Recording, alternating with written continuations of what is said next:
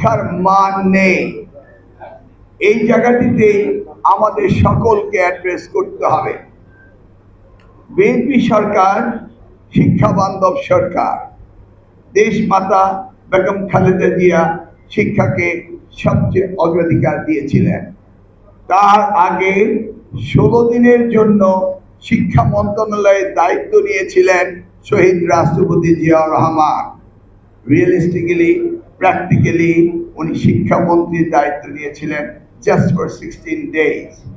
এই 16 দিনের মধ্যে বেসরকারি শিক্ষকদের 50% এমপিও এবং সরকারি টাকা বিতরণ হবে। সেই জন্য তিনি department of inspection and audit সেটাও স্থাপন করেছিলেন একজন রিটায়ার্ড কর্নেলের দ্বারা। কালার এক্সপার্ট এবং ডার্ক স্যাপ সমৃদ্ধ অরিক্স অ্যাডভান্স ডিটারজেন্ট পাউডার আপনার লন্ড্রি এক্সপার্ট। বাংলাদেশে শিক্ষার যাত্রা শুরু হয় শহীদ রাষ্ট্রপতি জিয়াউর রহমান থেকে এবং তারই ধারাবাহিকতায় 1991 সালে দেশমাতা প্রধানমন্ত্রী হওয়ার পরে শিক্ষার ব্যাপক পরিবর্তন আসে। আপনারা হয়তো ভুলে গিয়েছেন যে তিনি 1992 সালে private university act, national university act এই ধরনের অনেক বিষয়ে তিনি সুদূর প্রসারী চিন্তা ভাবনা করে তিনি কাজ করেছিলেন।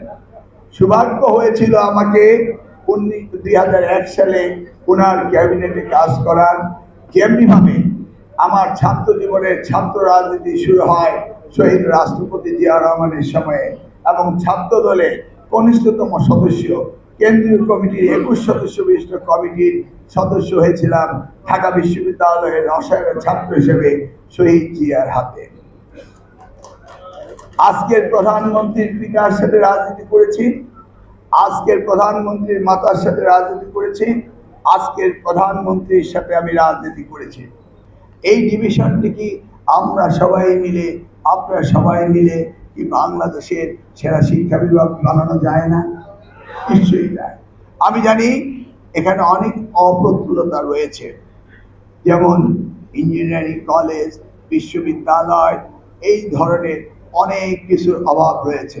আমি এটাও নিশ্চিত করতে পারি যে বর্তমান সরকার এই অভাব অনটন দূরীকরণের জন্য আমাদের এজেন্ডায় রয়েছে যে ক্রমান্বয়ে জিডিপির 5% বাড়িয়ে দেওয়া হবে শিক্ষা মন্ত্রণালয়ে, যেই কমিটমেন্ট বিগত কোনো সরকারই করতে পারেনি। কালার এক্সপার্ট এবং ডার্ক স্যাপ সমৃদ্ধ অরিক্স অ্যাডভান্স ডিটারজেন্ট পাউডার আপনার লন্ড্রি এক্সপার্ট।